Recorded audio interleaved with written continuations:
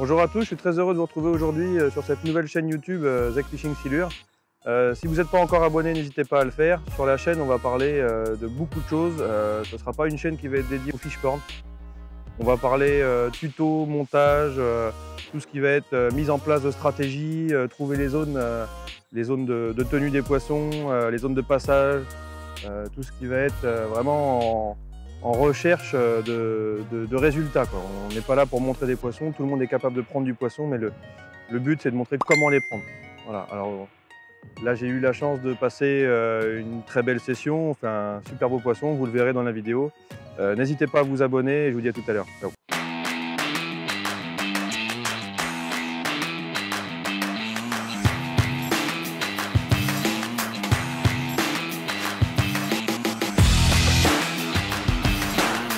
On va commencer par mettre en place une canne flotteur sous-marin. Un 10 grammes en blanc. Donc le flotteur, on le place à peu près entre 5 et 10 cm du vif, suivant la profondeur à laquelle on souhaite le faire évoluer en montage combi-rig. Tout simplement pour laisser de la liberté au vif, on va venir le piquer sur l'hameçon simple. Et le deuxième hameçon simple, donc le plus gros, va se retrouver aspiré plus facilement par le silure pour venir se piquer. Généralement, l'hameçon se retourne soit à la commissure ou sous le bas de la mâchoire. C'est ça qui est intéressant sur le montage, c'est qu'on ne va pas venir abîmer les poissons, on ne va pas les piquer sur les barbillons ou dans les branchies. C'est un avantage. Et le bas de ligne se termine par un simple nœud, donc une boucle en 8 et un émerillon. Et je mets l'émerillon à chaque fois sur mon bas de ligne pour m'obliger à refaire le nœud sur la canne. Comme ça, au moins, je suis sûr que le nœud va pas poser problème et ça va pas être une source d'ennui pour ça.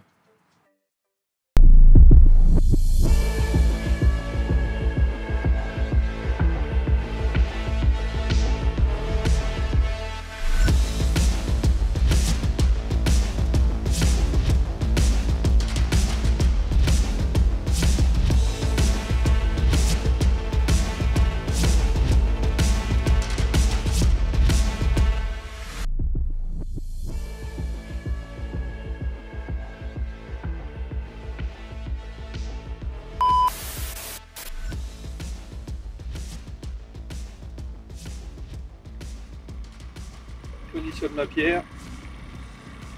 Je pense à vérifier la tension du frein.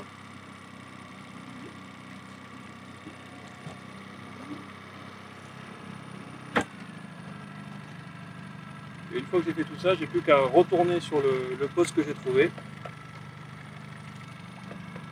positionner mon vif, faire descendre la pierre. Et après, je retourne directement au niveau de mon prolongateur pour pouvoir soustraire la ligne de l'eau. Et après, je retourne sur le poste.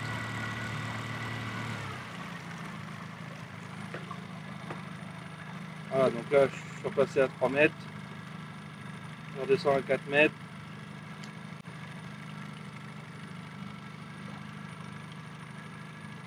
Voilà. Et ici, j'ai mes 4 mètres 50.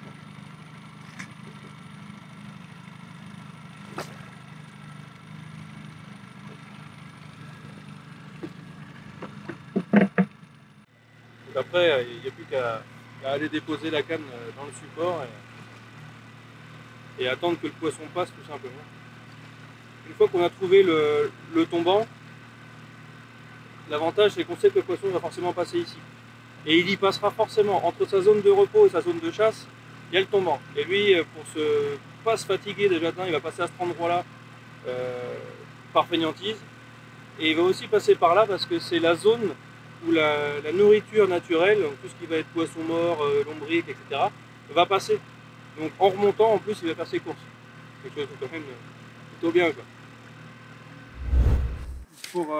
Pour la tension de la canne, ce qui est important à prendre en compte, c'est le poids de la pierre que vous avez installée et le cassant que vous avez mis en place.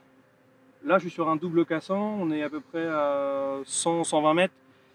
Et je peux me permettre, sur un poids d'une pierre d'à peu près 3,5 kg, je peux me permettre de tendre quand même correctement, en sachant que j'ai une canne assez light, entre guillemets, la Stone a fait 300 grammes de puissance. Donc je peux me permettre de tendre, voilà, de manière correcte. Après, pour ceux qui mettent des clochettes, plus la canne va être tendue, plus la touche va s'entendre facilement. Et pour ceux qui pêchent au 4 Sounder, ce sera pareil. On pourra régler les détecteurs de manière relativement simple en mettant juste la canne sur le blanc. Les détecteurs sur le blanc. Mais on peut tendre fort. Là après, par exemple, sur cette deuxième canne, donc, que je vais tendre au cassant avec un beau vif, je ne vais pas hésiter à mettre un cassant en 45 centièmes, voire 50 centièmes. Et si je vois que le vif est un peu trop nerveux, je ne vais pas hésiter à le doubler. Et le tendre vraiment très très fort pour atteindre le poids de rupture du cassant, pour que le silure ait juste à saisir de l'appât. Et quand il s'en saisit, le cassant il casse et c'est le retour de la canne qui va auto-ferrer le poisson. C'est aussi intéressant. On ne peut pas le faire sur un double cassant. On ne peut pas le faire parce que la ligne va se détendre plutôt que d'auto-ferrer le poisson. C'est pour ça qu'il ne faut pas hésiter à prendre la canne assez vite et ferrer le poisson assez fort.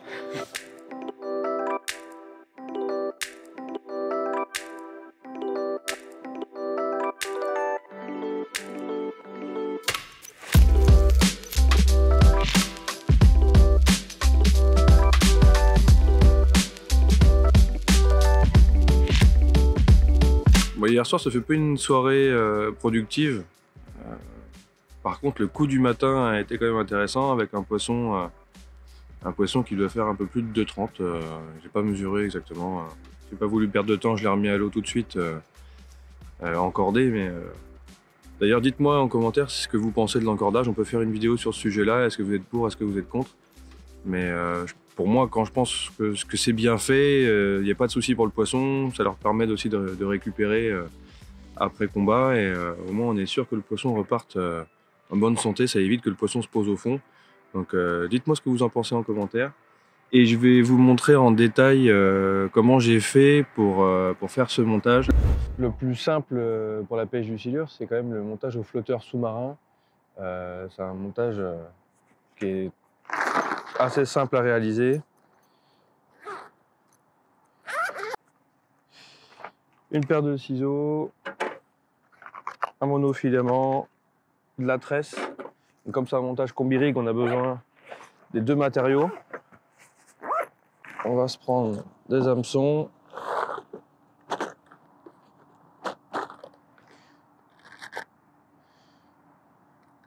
Alors, pour les hameçons, j'affectionne le Mr. Waller. Donc là, c'est un taille XS avec un taille M. Quand je veux partir sur des tailles plus grosses, donc comme celui-ci, où est-ce que je vais mettre vraiment un gros vif, je vais associer la taille L avec la taille S.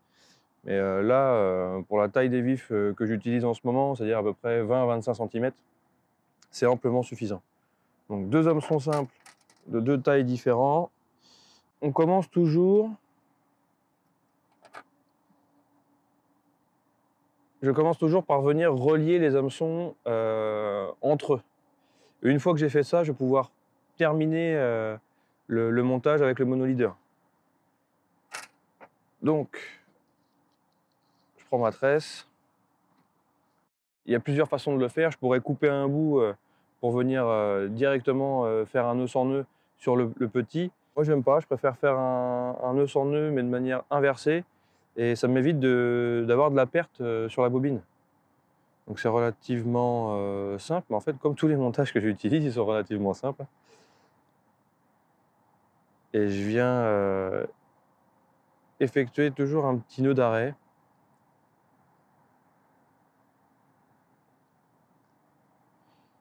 Je plie la tresse que je rentre à l'intérieur de l'œillet.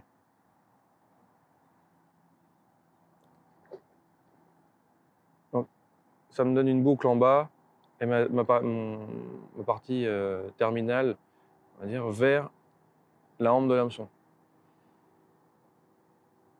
et je vais venir enrouler justement ce bout-là, pas le bout qui est libre. Je prends vraiment la partie de la hampe et je viens l'enrouler autour, au final pour faire un nœud sans nœud. Voilà, on fait 5-6 tours. Et une fois que c'est fait,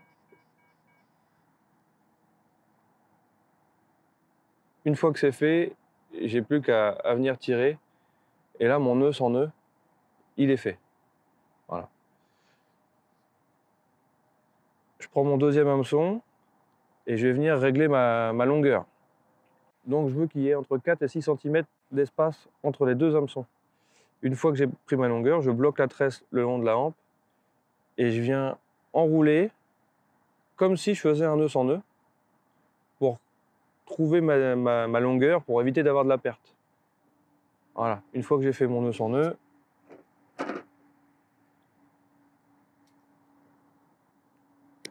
je coupe.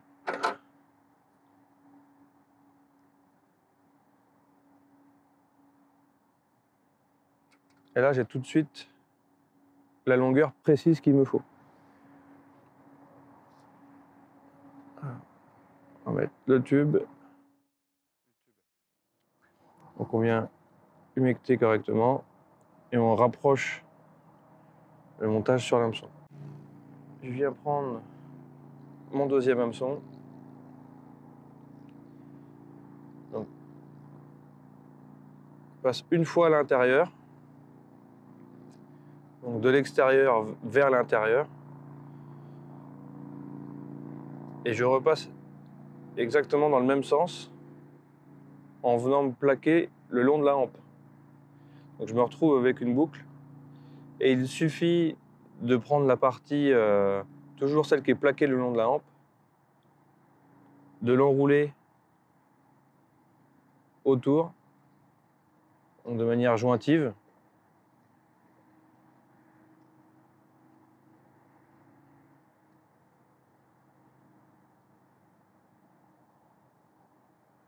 Donc ça vient faire un nœud sans nœud au final, mais un nœud sans nœud qui va se retrouver inversé puisque la partie libre se retrouve emprisonnée à l'intérieur.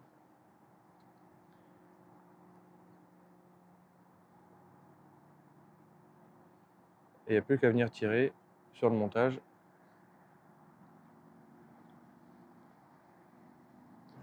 On peut vraiment venir tirer dessus, pas de problème.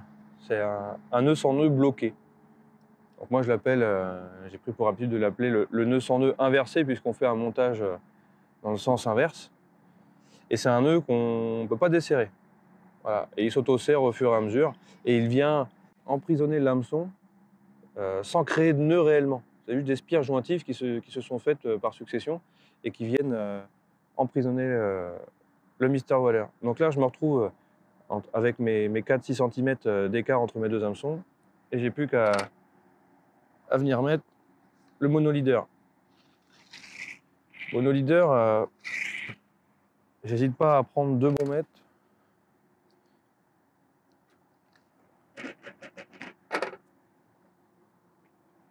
Et là, je viens faire un nœud sans nœud classique.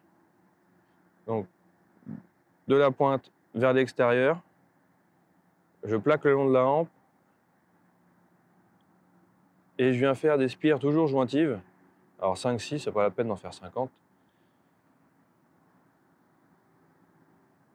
Mais par contre, très important, je passe de l'extérieur vers l'intérieur.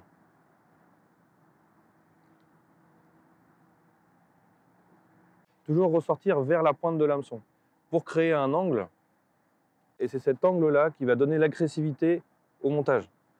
Donc l'angle, comme on peut voir, il n'est pas maîtrisé, ça part un petit peu sur le côté, c'est pas très joli. Et au final, en venant mettre un tube,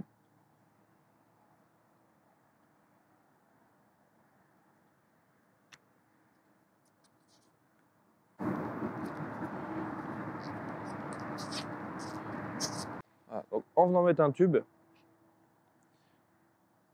le monofilament se retrouve aligné vraiment dans l'axe et ça me crée un angle qui va vraiment venir piquer les poissons généralement sur la partie inférieure dans la gueule ou à la commissure. L'hameçon a tendance à se retourner et venir piquer les poissons vers le bas.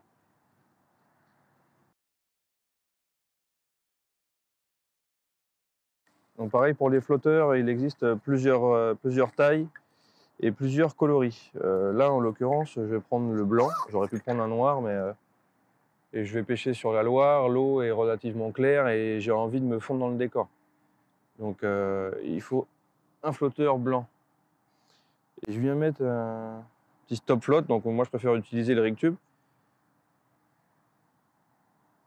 Donc je passe 2 fois dedans.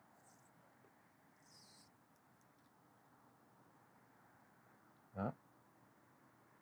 Toujours humecté. Et quand je tire, c'est le tube qui s'est vrillé et pas le monofilament. Donc je viens pas marquer le mono, ça vient pas faire un point de faiblesse. Le fait d'avoir un petit choc, un petit coup, c'est jamais bien forcément pour les matériaux. Et c'est pour ça que c'est un produit hyper intéressant. Alors. Hop.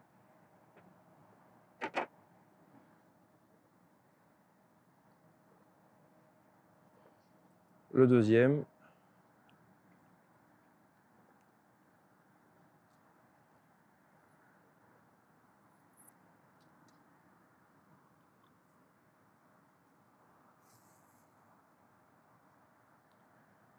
Voilà. Donc là, le montage, il est quasiment terminé. J'ai plus qu'à venir terminer de l'autre côté. Alors, il y a plusieurs possibilités. Soit vous faites directement une boucle pour venir vous raccorder sur l'agrafe de votre montage. Moi, je ne suis pas très fan des agrafes. Je préfère venir utiliser un émerillon directement dessus, ce qui m'oblige à refaire mon nœud à chaque fois pour être sûr que il ne va pas y avoir un point de faiblesse sur le nœud parce que j'ai peut-être fait 2-3 poissons la dernière session, je ne me rappelle plus sur quelle canne. Voilà, je m'oblige volontairement à refaire mes nœuds pour ne pas avoir de soucis. Donc je commence par enfiler le tube et après je viens faire mon nœud sur l'émerillon. Donc je passe une fois à l'intérieur, je fais une boucle dans laquelle je passe 2 fois. Je repasse l'excédent à l'intérieur de l'œillet du baril. Et ça me fait une sorte de nœud en 8, de nœud amortisseur. Je fais une boucle en 8.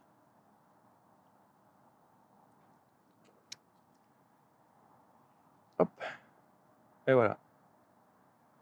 L'avantage de faire une boucle en 8, c'est que le nœud il est beaucoup plus résistant à la traction. Et ça a tendance à vouloir aligner le montage. Si je fais une boucle simple, le montage va partir vraiment de côté, ça va pas y avoir une présentation jolie et ça va minimiser la résistance à la traction et c'est pas ce qu'on cherche quand on pêche le silure. Si on a la chance de pouvoir pêcher sur des bassins comme ici où les poissons peuvent atteindre des poids jusqu'à 100 kg, je vous conseille de faire des nœuds qui tiennent quand même. Donc voilà. J'humecte toujours pour venir faciliter le passage de la gaine. Alors, pourquoi mettre cette gaine? Pour 2 raisons. La première, ça va être le côté visuel. Quand mon montage il va monter, je vais tout de suite voir que l'émerillon va se retrouver là. Et la gaine a aussi pour but de venir protéger le nœud, éviter qu'il y ait quelque chose qui peut venir taper dedans, le défaire, ou même si, bon courage hein, pour celui qui veut le défaire, mais voilà, je préfère jouer la sécurité. Je coupe l'excédent à ras. Alors, pas à ras le nœud, hein, mais à ras le tube. Donc ça me laisse toujours 3 cm de débord. Alors pourquoi à ras? Il suffit qu'on prenne un débris et ça rende le montage non pêchant. Donc je veux être sûr que quand le montage il est en place, que le montage pêche. J'ai pas envie de me dire, mince, est-ce que j'ai pris des branches, est-ce que j'ai pris des algues. Là, sur la Loire, il y a beaucoup d'algues qui dérivent, donc je veux vraiment être sûr de moi.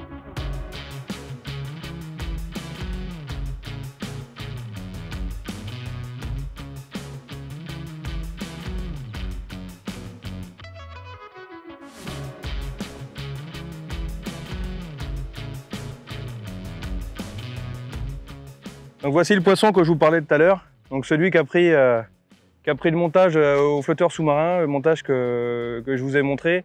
J'espère que vous allez avoir autant de réussite au bord de l'eau. C'est un montage qui marche partout, il ne marche pas que sur la Loire. L'important c'est de trouver les zones de passage, donc tout ce qui va être cassure. L'état de bois, vous pouvez mettre ça aussi devant l'état de bois, il n'y a pas de souci, les poissons y passent forcément. Et voilà, je vous souhaite autant de réussite et n'hésitez pas à me dire les résultats que vous avez obtenus avec ce montage et si vous voulez plus de précision sur la façon de faire, sur les montages à utiliser, vous pouvez mettre tout ça en commentaire sur YouTube. Je vais répondre à tous vos commentaires et je vous dis à bientôt au bord de l'eau. Ciao les gars!